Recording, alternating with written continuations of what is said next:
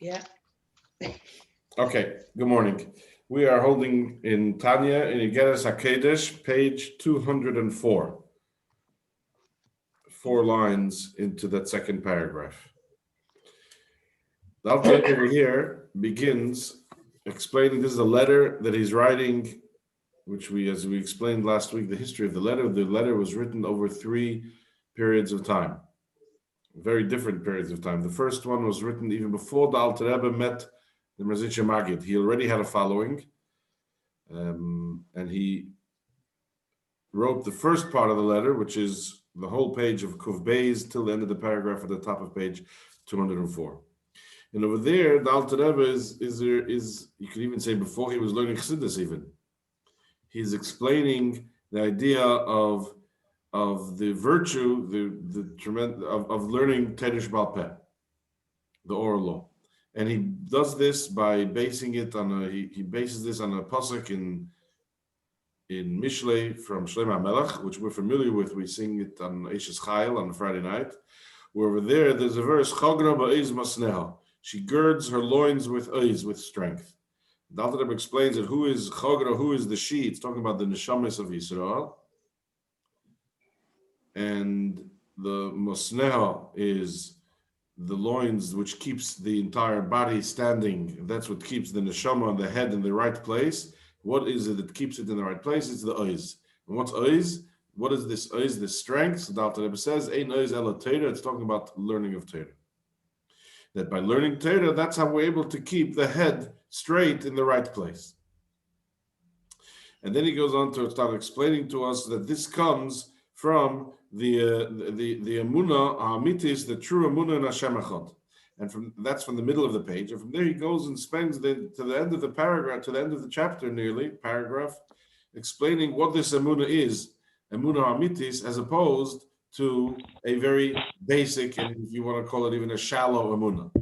There's a shallow emunah. Yes, I believe there's a God, and he has his wants, and I have my wants, and hopefully every so often we come to an agreement. That's not Amunah Amitis, but rather Amunah Amitis, and he goes through a long explanation where Amunah Amitis comes from, first of all, by understanding the greatness of the Eibishter Malik Kalalman and Sefer Kalalman, by appreciating, first understanding and thus appreciating Hashem's kindnesses, his wonders that he performs with us, which in return will generate within us a desire to cleave and to cling to him. Then he goes on to tell us that when we contemplate on the whole idea of what Pirkei Avos says, 1 hour in this world is so much greater than all of the world to come. Why is that? Because the world to come was created merely with a yud from Hashem's name, while Tshuva and Ma'asim Tovim in this world actually brings us closer to the very essence of Hashem, and that's when we see it in the bracha. We say Asher Kiddushanu b'mitzvayis v'tzivanu Kiddushanu, who has sanctified us, where we speak about that in the heavens and the earth. I'm reading now 2 lines from the bottom. Only merely his glory is in the heavens and the earth, but Keren, the very principle, the essence of Hashem is la'amai, is for his nation, and so on. And this, therefore, when one contemplates all of this intellectually, and then it'll have an effect on one emotionally, it'll have an effect on one's natural tchilu rechimu, on one's natural love and awe of God, to be able to cry out to Hashem with this intense desire, even to the point of a love of rish be'esh, of fiery flames. This is all the process of generating and developing this emunah ha'amitis in Hashem. When one goes through these processes of his beinunus and of contemplation in one's mind, which then leads to an impact on the heart, which leads to an actual change in our midas as well. So we're going to start from, that's more or less what we did last week. We're going to start on page 204, that's at the beginning of that new paragraph, Ach. Okay, so obviously this Amunah Amitis is very significant and very important. In which case, Ach, but, Mihu Hanesim Keach V'ez. How or who is the one that's going to give the strength and the power? L'bchinas Masnaim, to these, so to speak, loins. The loins we're saying is the faith. It's the faith and the emunah hamitis in Hashem, which is able to keep us standing straight. So who is going to give the koyach and the ois, the power and the strength to the loins? Lahamid, to make stand, ulakayim areish vazreis, to keep the head and the arms in the proper place. We said that the arms are already the midas. There's the meichin, the head of the midas. In other words, that we should be able to keep ourselves properly despite everything that's happening around us. And that's the emunah. So who's going to give the strength for the emunah to do that? How do we develop that emunah? So he says, "Hu esek v'limud halachas b'teirah shebal peh." Specifically, that comes from learning the halachas, the laws of teirah shebal peh, because the teirah is the food that nourishes this emunah. Why specifically the esek in halachas teirah? Because halachas teirah is a gilui of the ratzon elyon. Halacha is the revelation or the manifestation of the Eibishter's ratzon. What do you mean? The ratzon means will. What does God want?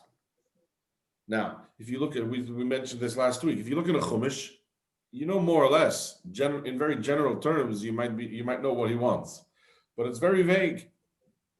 You need to have the teirah shebal peh in general to develop and understand what it is that Hashem wants written in the chumash, and then you want the bottom line. What is it Hashem wants? That's what you have halacha. The bottom line, the halacha, after the debates and after the arguments, what's the bottom line? How does Hashem want me to keep Shabbos? How does He want me to put on tefillin? How does He want me to eat matzah? How does He want me to shake a lulav? How does He want me to blow shofar, etc.? So the halacha is the bottom line. And therefore the halacha is the gilui of ratzon elyon. Halacha is the revelation of Hashem's will. How does that work? So he gives us now the paper trail. Deraisa is mechochma hidanafkis. Because Torah, as we know it, Torah comes from the Eibishter's wisdom. Wisdom is already giluim, meaning wisdom is already chochma, bina, and then das, and then you have midas, right? That's already part of the system. But where does chochma come from? We say Torah is Hashem's chochma, but where does chochma come from? The Torah, as we know it, has to come through Hashem's wisdom. Torah is an intellectual thing. So therefore, it's processed or it's distilled from the Eibishter through His Chachma. But where does it come from to go into His Chachma? It had to come from somewhere. It wasn't created in His Chachma.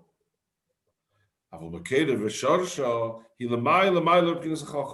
Mokar and Sheresh, the root and source, or the source and root of the Torah comes from a place which is which is far higher than the level of the Eibishter's Chachma. What is that place? That place is called Ratzon Elyon. The Eibishter's Ratzon, His will, His desire. Because Shekosov, as it's written in Tehillim, Katzena Ratzon Tatrenu, as with a shield, Katzena Ratzon, so Hashem's Ratzon crowns. You crown with favor. So Ratzon over here we're translating as favor, but it can also mean will. So Katzena, like a shield, He crowns the Ratzon. So in other words, the Torah that we learn is Hashem's Ratzon, and that's what protects us. So Ratzon, He's telling us, is this high level. As he explains, like a crown which is placed on or above the meichin, the brains which are in the head. So learning Teirah shebal peh in general and halacha in particular, this reveals the ratzon of Hashem, because the ratzon of Hashem is like this. A Torah is like this crown that he brings to us an example from this pasuk. Now, last week, if I remember correctly, we explained at length, we discussed how it is that the ratzon is higher than seichel. Right? The ratzon, if we take the example from a physical human being, that the ratzon is something which transcends our intellect. How do we know? Because sometimes we want things that don't make sense. wanting something and making sense are not related to each other. What does making sense have to do with anything? Since when do we only want things that make sense? We don't always, sometimes it's to our detriment that we don't run our lives by only what makes sense.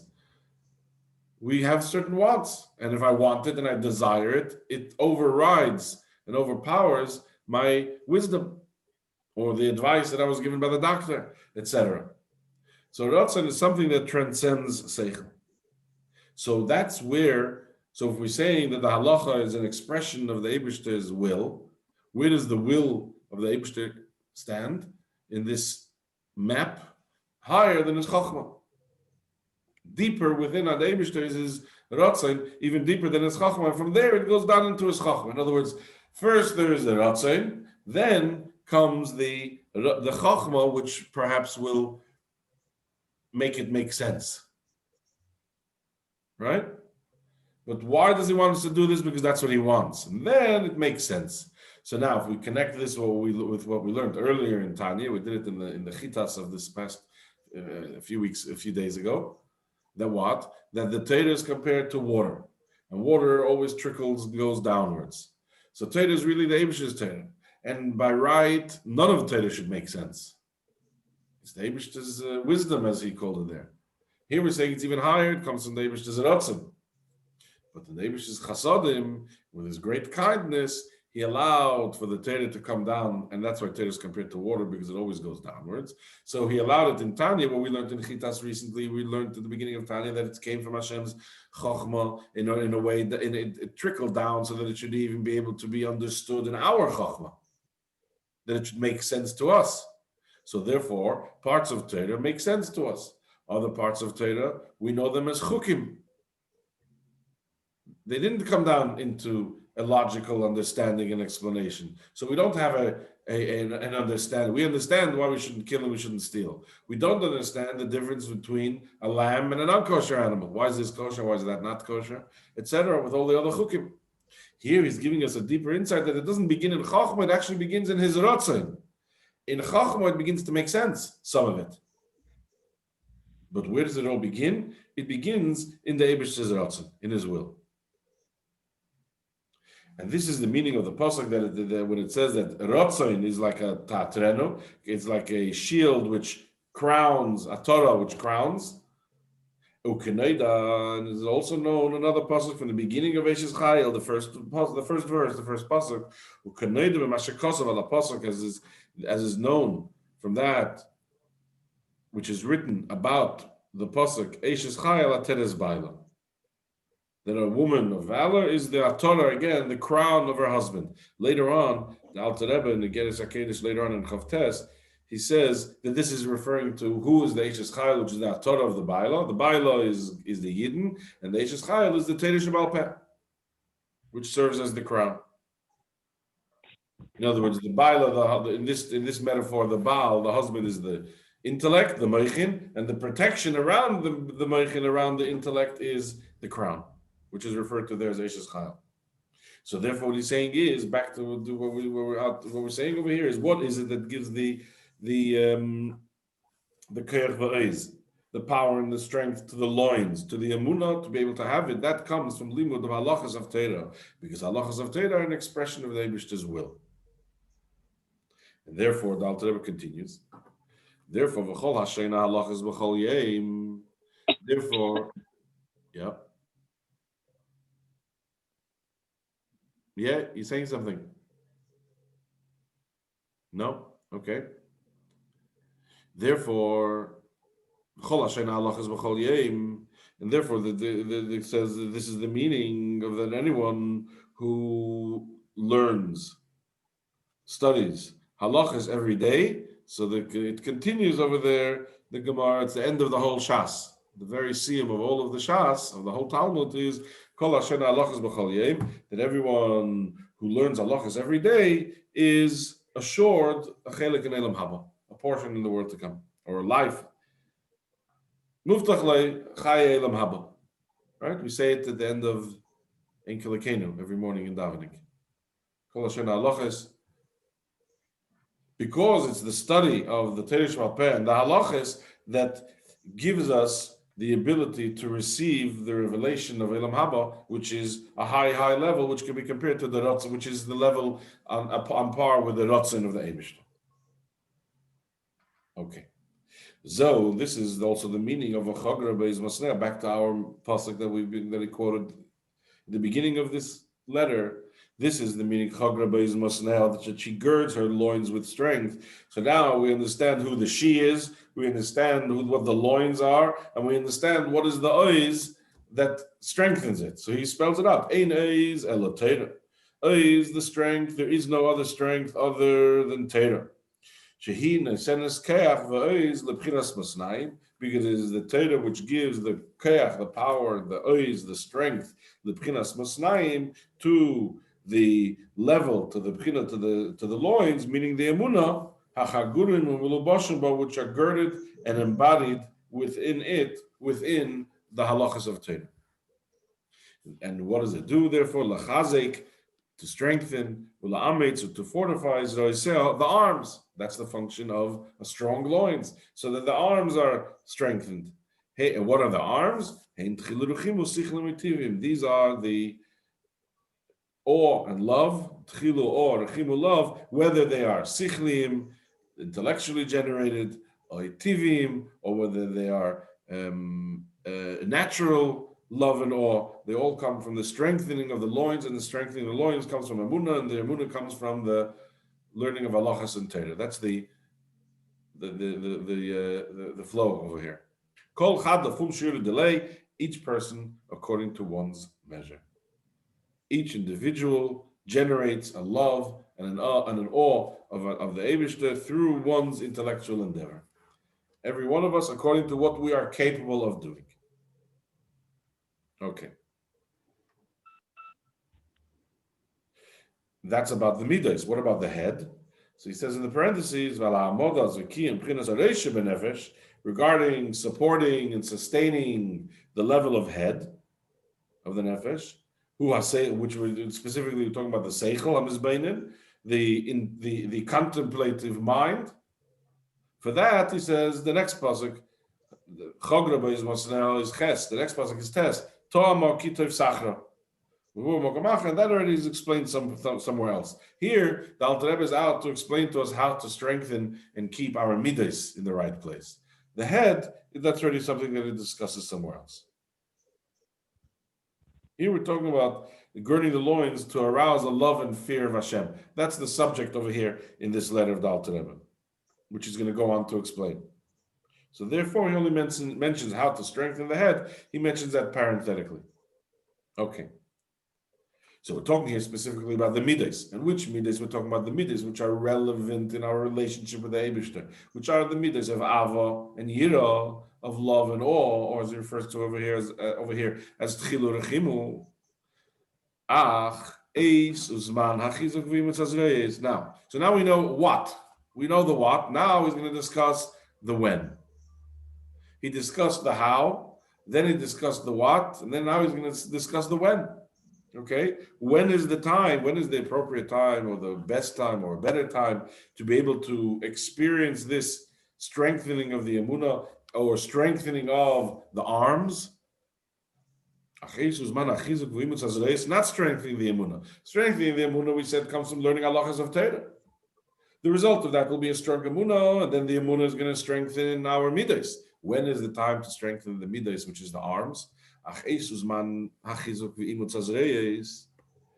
the time, the eisuzman, the occasion and the time for the chizuk, the strengthening, and the imutz, the fortification of the zreyes of the arms, and the head, the emotions and the intellect.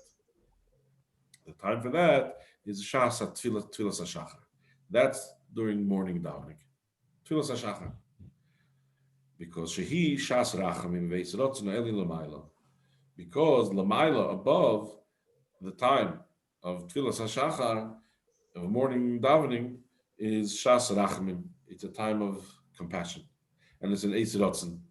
It's a time of goodwill. Eis Ratzon HaElyon, Lamaila. It's a time of supernal goodwill above. So the time of davening in the morning is the time when during the davening one is able to strengthen one's Ava V'Yira.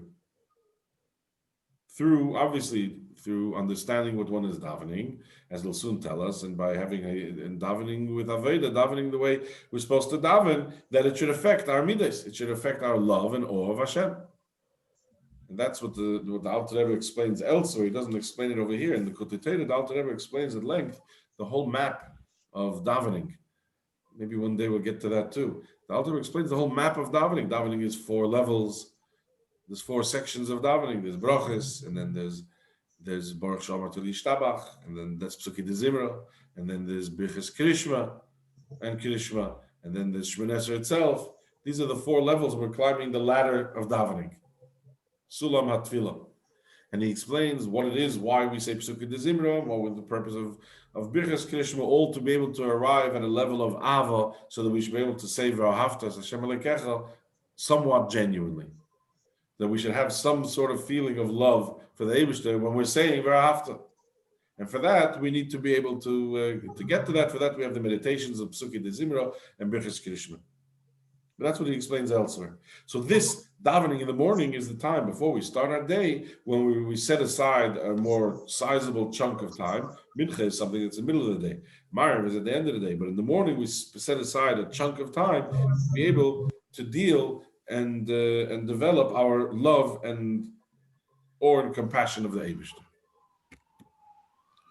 Therefore, so here, this is already what the Alter Rebbe, the second part, which the Alter Rebbe already wrote after he came back from the Maggid, and he already is given the mission from the Maggid. Therefore, says the Alter Rebbe, I'm just going to mute. There we go. Okay. You're welcome to unmute if you have a question. Okay. Therefore, says the Alter Rebbe, I have this request. Avakesh, I am going to ask from those, from those who are, literally means asking of Hashem, or meaning from those who are searching for the Eibishter. I have the following request. Based on all of the above, right? Yovinu v'yaskilu yachtav, let them all understand and contemplate. V'liyas lezikolim b'neineim, and it should always be remembered between their eyes, meaning to concentrate. Kol ma shekosavti aleichem ishtaked bichlal. You should always remember what I wrote to you last year, in general terms. What he wrote last year is what was the Chitas. It's at the very, very end of Tanya, at the end of Kuntres Achrin, which is learned on the last day of Iggeres Kislev, is what he wrote, what he refers to here as last year. This is the first letter of Iggeres Hakodesh. That's the very end, the last letter in Tanya. So therefore he says, I have the following request to all of those who are searching the Eibishter, that you should first of all contemplate and understand and always remember between your eyes, and that it should always be at the front of your head all that I wrote about in the letter last year. If you remember, if you did Chitas and Iggeres Kislev, over there the Alter Rebbe speaks about davening and how he expects and hopes that his Chassidim will daven. And it's not just going to be a chap-plap experience, but it should be a proper davening. So he says, first of all, I want you to remember what I wrote to you last year. Ubefrat, and especially or specifically, me'inyin kavonas atfilah, regarding what I wrote regarding the kavana of tefillah, that it should be me'umkad deliba, from the depths of the heart. And that is that yem, every day, day after day, yidirishun Hashem, you shall search and seek for the Eibishter, b'chol libam, with all your heart, and b'chol nafsham, and with all of your soul. It's not just an experience that once in a while to dabble into, but this has to become a regular routine, that every single day there has to be a searching for the Eibishter with all of one's soul. V'nafsham tishtapech kamayim, like I said to you when we started last week, the Alter Rebbe paraphrased. He used a lot of biblical terminology, and he paraphrased a lot of Tanakh. B'chol libam b'chol nafsham is b'chol levav b'chol nafshecha. V'nafsham tishtapech, and that this soul searching should lead to a nafsham tishtapech. Your nefesh should pour out kamayim, like water. Neichach pnei Hashem, in the presence of God. Ukemamer Azal, and as the Chazal tell us, Besifri, in the Medrash, in Sifri, even ad mitzia nefesh, even to the point of, so to speak, pressing out of the soul. Until the extent where the neshama, the soul, bursts forth and expresses itself in its outpouring to the Eibishter. In other words, allow your neshama to be free. Search, and through contemplation, a closeness with the Eibishter, and even to the point where one allows one neshama, one soul, to express itself and be free.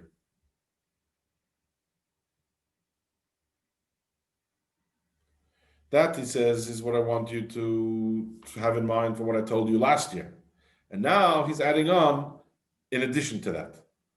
Now, the addition to that is written, so this is the second part, is what he wrote when he came back. He says, in addition to what I wrote to you last year, I want you to keep up to what I had said. Then, the third part of this long letter, yeah, go ahead. I remember a discussion about getting to this level of tefillah. And basically, it's getting to the point where your neshama can leave you. And do I remember correctly that it doesn't mean you die? No. It just means for that moment, you experience that. Is that what it was? On a practical level, I don't think that's a risk. Not just a risk today, it wasn't a risk then either. Because it needs to be a tzaddik gomo. Sorry? Is it this level of where the neshama, it pours out, right? Who has that? I mean, so, I know we're striving for it, but would it be a tzaddik gomo? Is it nobody? So now, the level that you mentioned a minute ago, which of Kales HaNefesh, that the soul will chas v'sholom depart the body, that's only for you very unique individuals, right? The Alter Rebbe had the story with the Malach, the son of the Magid, and he saved him. Siddim never had that problem, right? Mitzvah Nefesh over here means that the neshama should be able to take control. That all of us can do. What do we mean? We all have experiences. Let's not use the example of a neshama. Let's use an example that we've been reading a good book. And you got so consumed in the book that you lost touch with all over. You didn't hear things happening. You skipped a meal. And suddenly, after a few hours, you realize, gosh, where am I? What's going on? That's an example that your attention was so deeply involved in something that you lost touch with the reality around you. That's a very mundane and simple example. Here he's saying that we should, he wants us that should be able to do that to the point that our nefesh is able to communicate, and when what we are seeing and what we're feeling and what we're experiencing should be an experience of the nefesh. Through this deep experience of love and awe of the Eibishter. Now that comes from that contemplation. It's true kavanah. Kavanah is correct. In one word. The deepest. Kavanah. Yeah. Yeah. That kavanah comes from. The form of it. The kavanah is the product of the hisbeinus.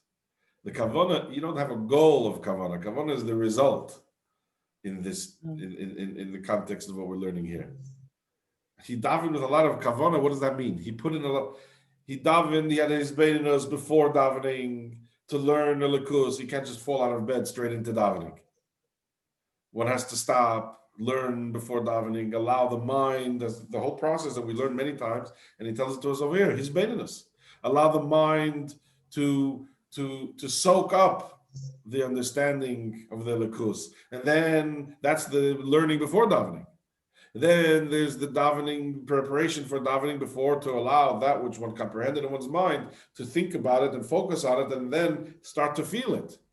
And then to go into the davening with that feeling, and then try and understand to the best of one's ability what we're saying and why we're saying it and the structure of the davening. So this is what needs to develop over time, and a full understanding. It's an education to educate ourselves, and then over time we're developing this more and more and more. There's a story. There was a chassid, a talmid in the yeshiva in Timchei Tmimim. His name was David Doker. He was my great-grandfather. And the Rebbe Rashab once went out to Levaya, and he came back. He came into the yeshiva, into the zal. After Levaya, you wash your hands, and the custom is we say a chapter of Tehillim 7 times in 7 different places. That's how long it takes for the hands to dry, I guess. Don't know the reason for that custom, but we don't dry our hands. So the Rebbe Rashab came in, and he sat down. The Bachrim jumped up, but there was one Bacher who remained sitting. And David was in the middle of davening. And the Rebbe Rashab sees him, and he sits next to him. He sits opposite him. He sits on this side. He moves paper on the table. And he moved around and made some distractions. He was sitting with opened eyes. He didn't see anything. He didn't know. The Rebbe was sitting opposite him. How was he going to sit? He didn't see. His eyes were open, but he was somewhere else. When it finished, the Rebbe Rashab left the zal. His face was beaming. And with a big smile, he said, I think he said it to his son, he said, for this was worth, though, I got back my investment into the whole Tzimchit Rimim. All the rest is pure profit. Here I got back the keren, the initial investment, just to see that we're able to create a bacher who can daven like that, to create a chassid who can daven like that, that's already worth everything. All the rest is profit. Now, of course, yes, he was unique. His grandchildren certainly didn't inherit that, right? It is something that doesn't come by inheritance. It comes by a lot of hard work. To the point where, like in the mundane example I gave you of reading a good book, you become engrossed in it. And when you're engrossed in it, you lose touch with what's happening around you. Today, it happens easily, right? Then it was a lot of work. Today, it's very easy. Every teenager does it. Every adult is doing it. You can't talk to somebody when they're on their phone, when they're WhatsApping. So we can relate to it very much. We become engrossed in something and you don't hear what's going on around you. People are walking into traffic, busy looking at their phones. So it's not something that's far-fetched. It's not something that's out of reach. It's not something that, the Yetzer Hara tells us it's something for very great high chassidim. If we can do it with WhatsApp on our phones, and we can do it with a good book, then we can do it with davening. It's just a matter of putting the effort into it, the concentration. We all have done it. We just have to now do it in davening as well. We've all done it. We still do it probably. We get engrossed in something which we lose touch with what's happening around us. He's saying over here is you can do that in davening. And when you do that in davening, it will allow for nafsham tishtapach, that the nefesh should pour out like water. So I think that's a very practical illustration of how we can even achieve some degree of that today. As the Alter Rebbe said a few lines ago, everyone according to their capability. But we're all capable. We're all capable. All these inyanim are directed to the Bocharim at the time, and to the people, the Hasidim at the time, and to the males. So the females who don't have the chiyuv, but can take on, obviously, and benefit from. How do you make a young mum who is totally having to be, Baruch Hashem, busy with the children? If she learns this, she's going to feel bad because she just can't do. It's not just even this, it's what you explained, the preparation before davening, everything. It's an impossibility basically for many women at different times in their lives to be able to give that concentration. So here we are learning it. So your question. So how do you make us feel better? I'll make your question even better. It's a very good question because we're learning Tanya. Obviously, it's for women as well. Otherwise, what's the point of learning? What do you want to learn something that's not relevant for you? It's relevant for somebody else. The problem, the challenge, not the problem. The challenge that you're saying is not just for young women. It's for anybody of all ages and all stations in life, and for men as well, because men also have their legitimate and justified distractions. And right, it seems over here to be able to do this requires the davening to be a few hours experience. Who has a few hours for davening? Okay, exactly that is what the Alter Rebbe is going to continue saying now a few years later. So the next part of Tanya, top of page Kuf Gimel, he moves on. This is already a few years later now. Okay, the realities of life is what he's going to deal with now. Okay, which is what you were just asking. With the realities of life, In theory, it's very important and very nice and and it should be. But there are many realities of life which distract us and get in the way from us being able to the luxury of this contemplation and meditation and allow this whole process to happen. For Bochrim in yeshiva, it's very much pushed, and that's there in the ideal situation. But the day I have to leave yeshiva and go to work, what do we do then? So he says, next section now. Now, and this time, what I wrote, now he's like writing like 20 years later or so, but it's continuation to what he just said in the bottom of the page. This is what I wrote last year. Now, this time, Hineni Yosef Shenis. I want to add a second time. Yosef Shenis Yodi, I want to add a second time my hand, in other words, writing. B'toisefes beard. I want to go back, I want to revisit this discussion a second time in my writing now in this letter. B'toisefes beard with added explanation to what I just explained. Because probably, as I'll soon address, probably because of the question that Mrs. Lipsy just asked. Tosefes beard added explanation, and at the same time, and to reappeal the appeal that I did in my previous letter last year. Ubakosha kfula, and a double request. Ubakosha kfula shtucha uperusha lifnei kol anshe shleimim is, in modern Hebrew, a carpet is called a shatiach. Did you buy a carpet yet in Israel? Right? You have to buy a shatiach is a carpet. Why? It's a new word. There's no word in Hebrew for carpet. It's a new invention, carpet of the 20th century. So they use ancient words. Shatiach comes from the word lishtach, to spread out. And a shatiach is spread across the floor, so it's called this. You can't call it a spread out. In English, it means a spread out. So he says lishtach, to spread out before you. Shtucha, uprusha, and extended and proposed, if you again, not the literal translation. Shtucha means spread out. Prusha means like a net that's spread outwards. So I want to express and extend lifnei kol anshe shleimim, before all of anshe shleimim means all of anash. Hakrevim v'rechekim, those who are near, those who are far. So I ask you, is he talking about those who are geographically near, those who are in Manchester, and those who are far away in London? Or what's he talking about? He's talking about those who are near or far, literally. Those who are near or far in time, now and in 200 years from now.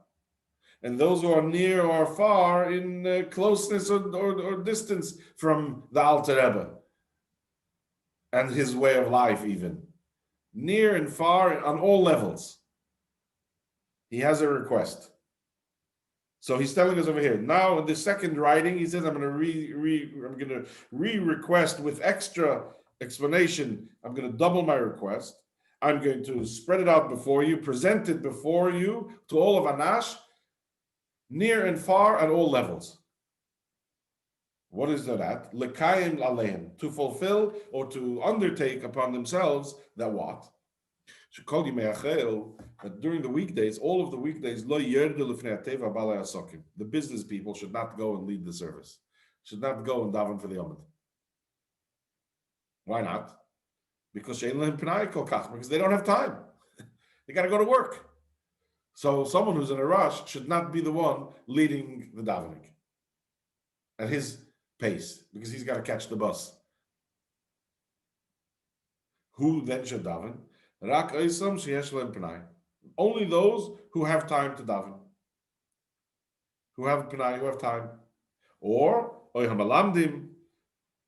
for example, the teachers, either the malamdim or those who are supported by their parents, so they don't have the panic of rushing to work.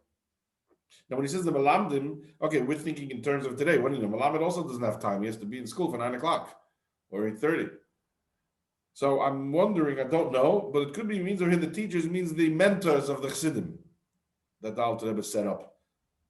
So that's what it could mean. So that they should be as role models, they should be the ones leading the davening. Why should these two types of people lead the davening? Because they have the luxury Actually, I take back that word. It's not a luxury, it's a necessity.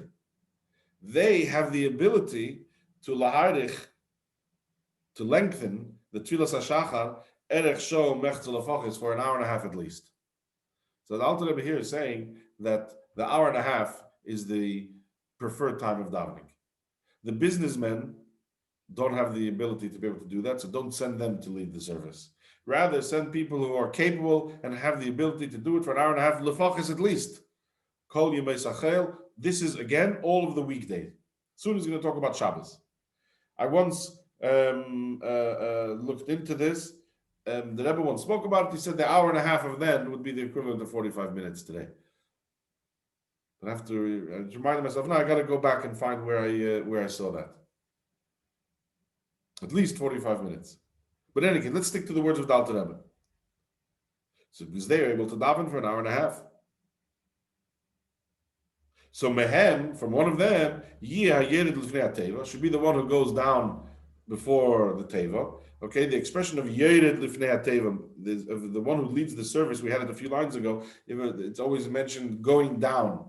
This is a halacha that's brought down in Shulchan Aruch that unlike the British shuls, the leader of the davening, the chazan, should be lower than everybody, not on the bima leading it from the top. It has to be from a low place. If you've ever been to Prague, the Alt Neu Shul, which means the old new shul. So there's the new shul, which is also old now. Next to it is the old one, which is before it. And that shul in the Alt shul, which isn't used, hasn't been used for hundreds of years. That's why they build the Neu. In the old, there's a little ditch in the ground where the chazan stands in the front of shul.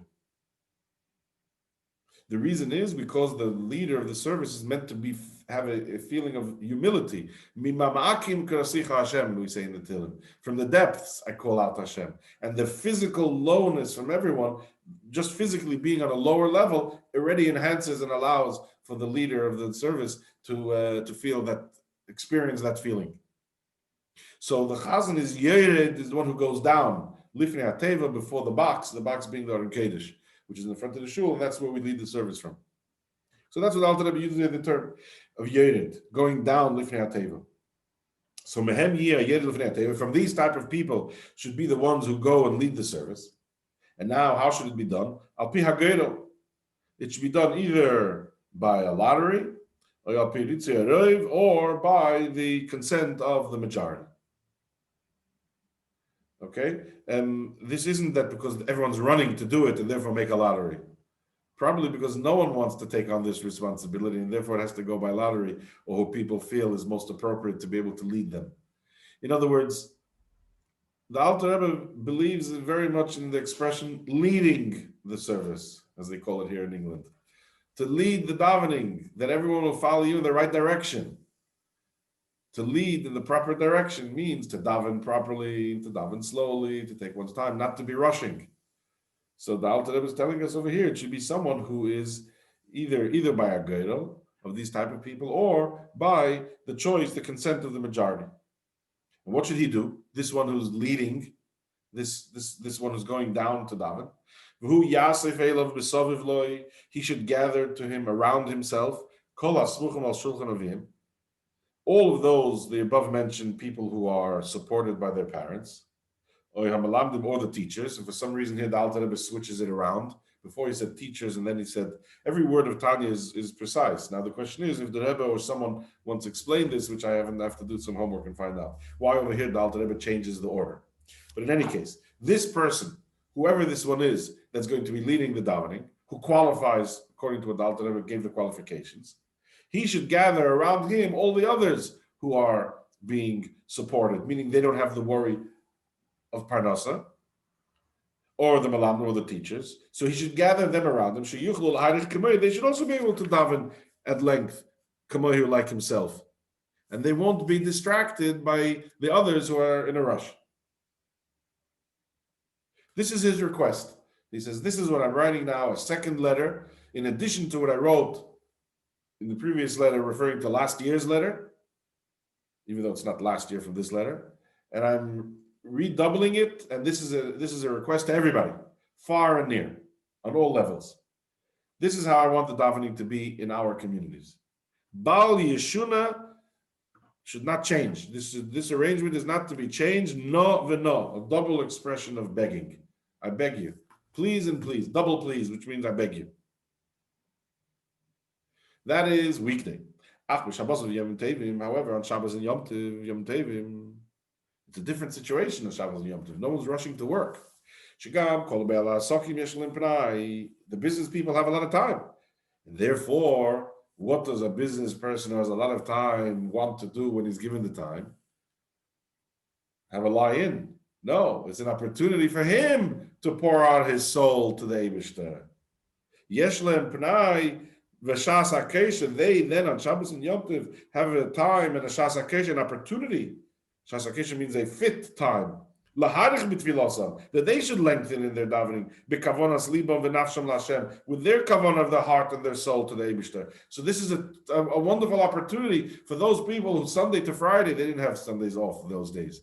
Those people who Sunday to Friday had to go and chase a buck, to go and earn a living, and therefore couldn't afford this time to be able to contemplate and meditate in davening. Shabbos and Yom Tov is their day. It's their day of opportunity.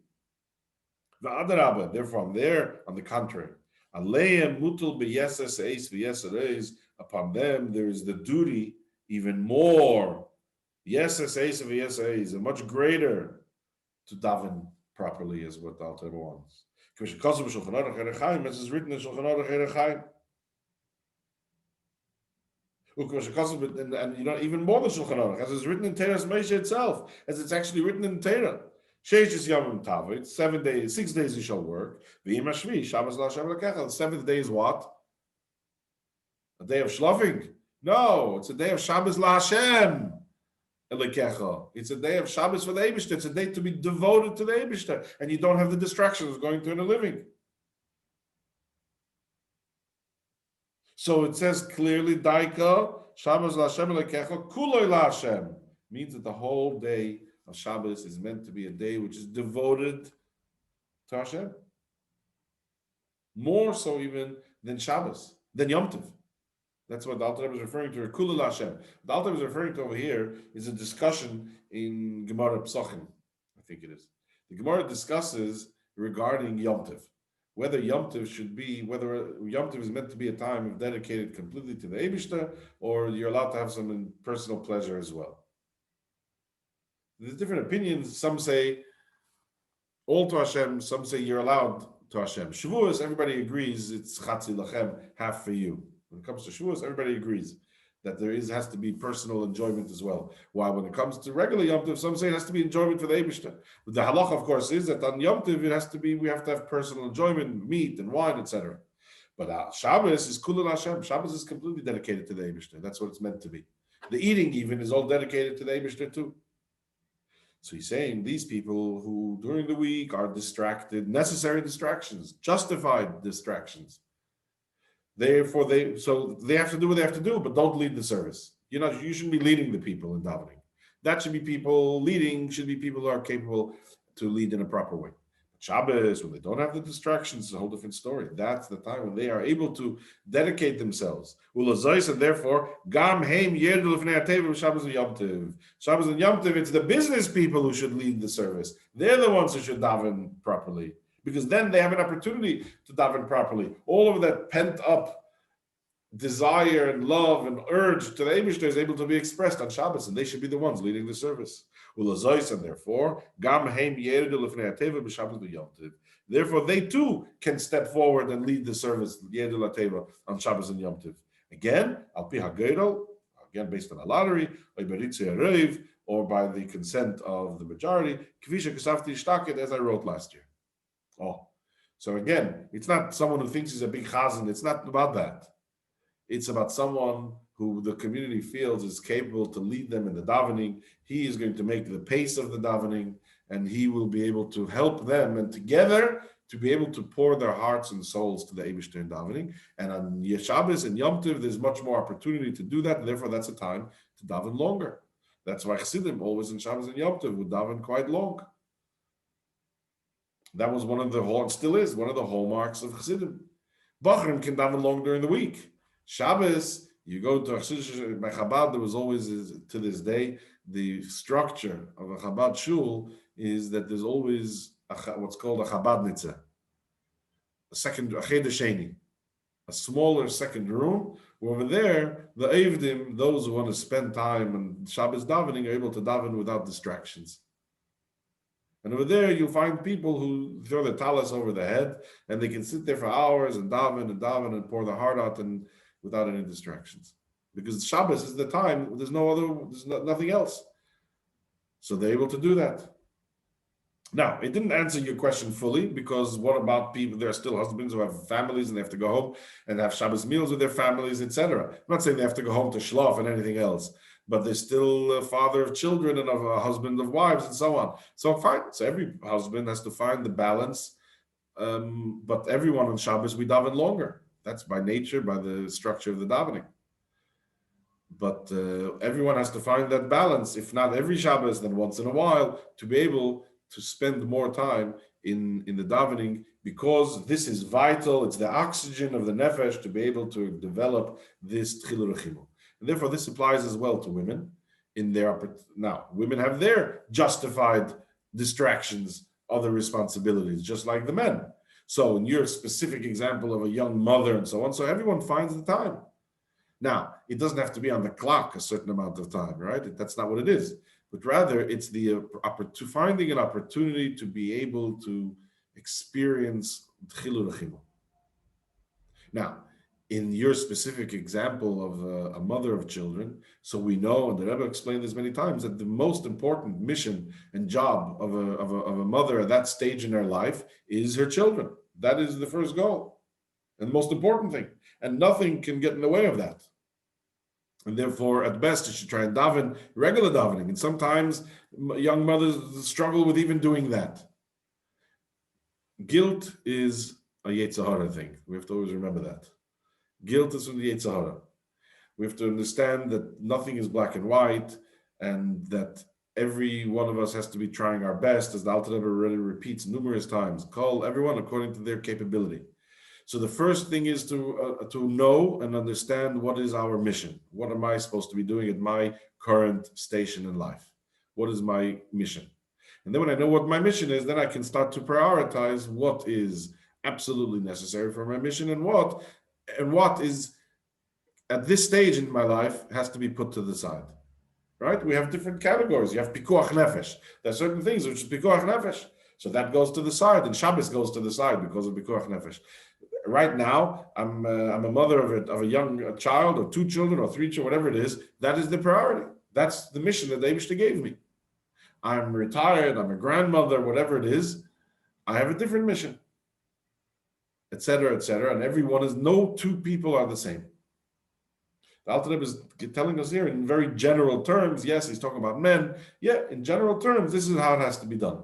What he's telling us is when the opportunity does arise, like on Shabbos and Yom Tov, then go for it. There's no excuse not to. And every one of us has our different Shabbos and Yom Tovim throughout our years, throughout our days, right? There's a time in the day when I'm more free and less free, etc., etc. And this extends to everybody at the way they are at their level. And I think that's the answer to your question. Okay. Let's see, we can finish this letter now, and then we'll start something new next week. Therefore, at this time, I got to make an announcement. And that is, that I'm having the thought, it's my intention in Mitzvah Hashem, I have this plan in my mind, he says, with Hashem's help, I'm going to do it, to send to all the minyanim, meraglim, spies. Beseise, secret spies. I'm going to send spies secretly.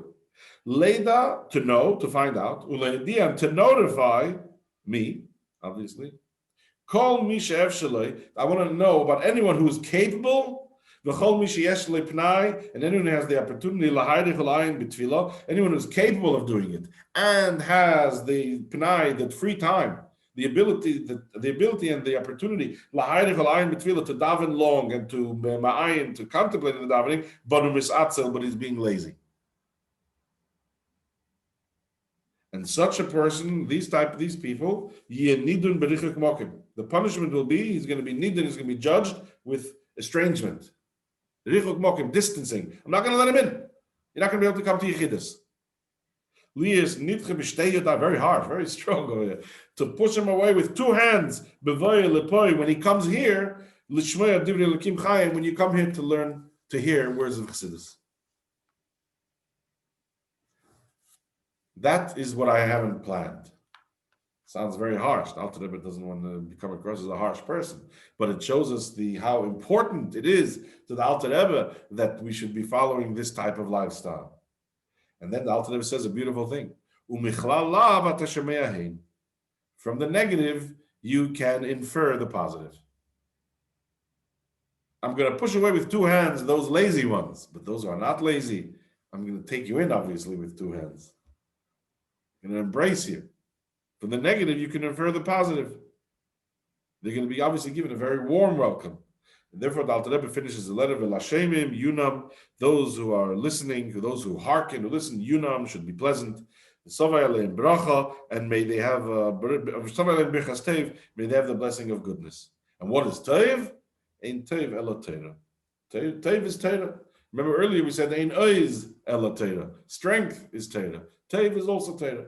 So I give you the blessing. Those who will listen and will be embraced, I'll bring you with two hands. That's one thing. Those who will listen, he says, may you be blessed with good. And what's good? The goodness of Torah, which we've just been speaking about.